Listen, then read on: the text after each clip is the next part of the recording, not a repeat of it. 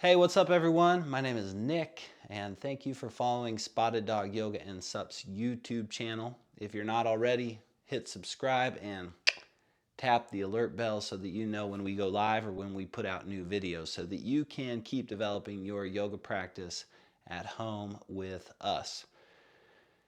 This is a 10-minute handstand prep yoga practice.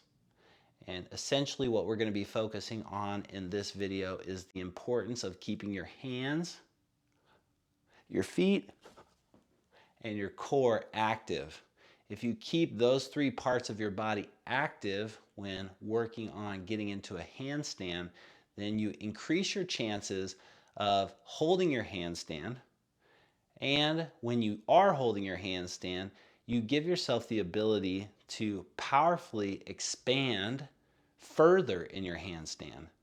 It's one of the things that a lot of people forget is that their active hands, active feet, and active core is what holds them upside down. So what you want to think of first and foremost is handstand is basically a standing position but upside down. Right? So here, with my arms lifted high, is handstand but from my standing position that I'm used to. When I'm in a standing position like this, the things that are keeping me up level are my feet, my core, and my hands. So no different when you're going upside down. All right, so the very first thing that we're going to do is we're going to build some awareness around our center line by doing some abdominal work. Okay, so you're going to go ahead and sit down. And again, you can use a mat. You don't need to use a mat if you don't need to. Right? But when you look at my feet here in this exercise, you're going to notice that they're active. The three arches of my feet are active. Okay, and I'm squeezing the inner edges of my feet together. This is what I want to see here. What I don't want to see are your feet loose and disconnected. So pull your toes towards your shin bones, press the inner edges of your feet together, and then lightly separate your knees. Okay, and then what you're going to do is you're just going to work on, with your shoulders lifted, work on lowering your heels to hover a couple inches above the earth while pulling the inner edges of your feet together, and then work on slowly bringing them back in so that your knees are right up above your hips. So we'll just work on doing that. So you just lower and pull in. Lower and pull in. What you'll notice here is that it requires a lot of action to keep your toes, your feet, and your legs active. But if you keep your toes and your feet active, your legs and all the way into your center line will be active. Okay, good. So you're going to keep doing this exercise. And now you're going to take your hands and you're going to reach them forward and spread all 10 of your fingers. Okay, so what you don't want to see here are your hands relaxed like noodles, or more realistically, your hands and your knuckles relaxed. What you do want to see is all 10 of your fingers spread wide. You see that? Okay, good. So you're doing the same movement with your feet. Squeeze the inner edges of your feet together, and you're pulling all 10 of your toes towards your shin bones at the same time that you're spreading your fingers out nice and wide. So as you keep doing this, what you'll notice is that it's common to lose your focus and forget about your feet. If you notice that your feet start to go loose or separate, remember you're making it harder on yourself. Okay, so fingers spread, palms active, toes spread, arches active. Now pull the pit of your belly in toward your spine and lift your shoulders a little higher. This is all you're going to be doing, just like this. So where I'm feeling this now a lot is in my core, but I'm also feeling the action of my hands moving into my arms and the action of my feet moving into my legs. So my entire body is now active. All right, so you can do this for as long as you want to. This is ultimately going to help you build awareness in your body that will help you get upside down into a handstand. Remember, if you start to lean back, it's going to be harder, so lift your shoulders up, pull your belly in. If you relax your toes and separate your feet, it's going to be harder. So squeeze the inner edges of your feet and pull your toes toward your shins. If you relax your hands and knuckles, it's going to be harder. So spread your fingers and activate your arms. Okay, so 5 more times.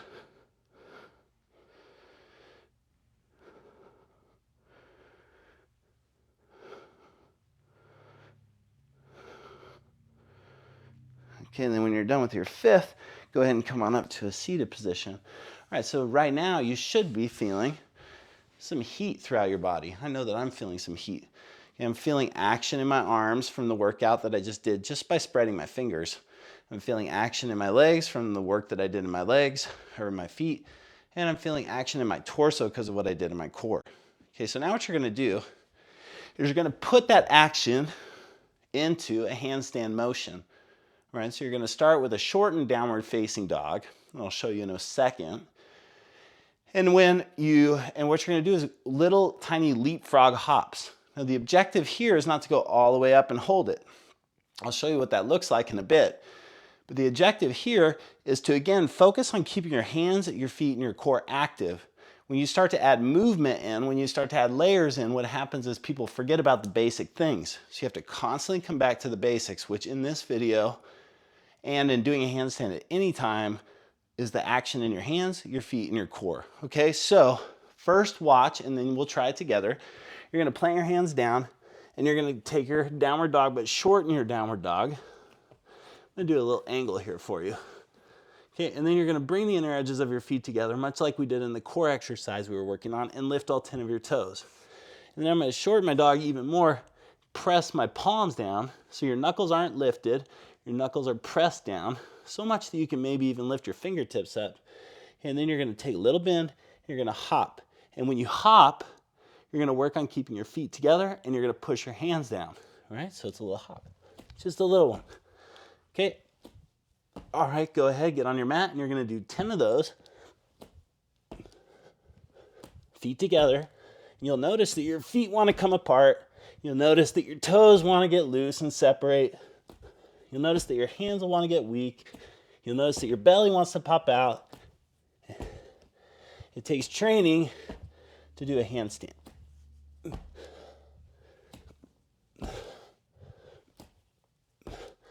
All right, good. And when you're done with your 10, you're gonna go ahead and lay down onto your back and come into Supta Baddha Konasana for a resting pose. Close your eyes. Take a few breaths.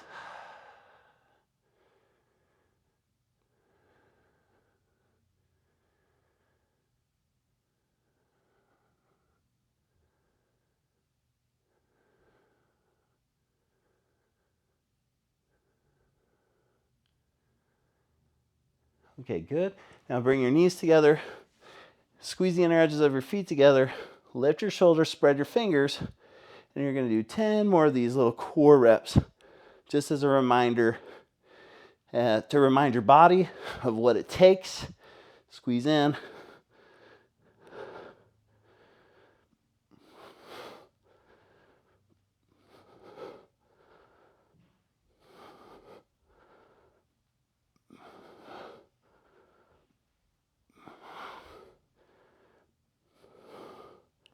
And when you're done with your 10, come on up to a seated position. All right, good work. Okay, so it's a very basic practice where you should be feeling some heat throughout your entire body. This simple practice, when done every day over a long period of time, is gonna help you get all the way up into handstand. So keep doing these little exercises. They're really good for you. Thank you again so much for joining us for Spotted Dog Yoga and SUP's YouTube breakdown of a 10-minute handstand prep. We really appreciate it.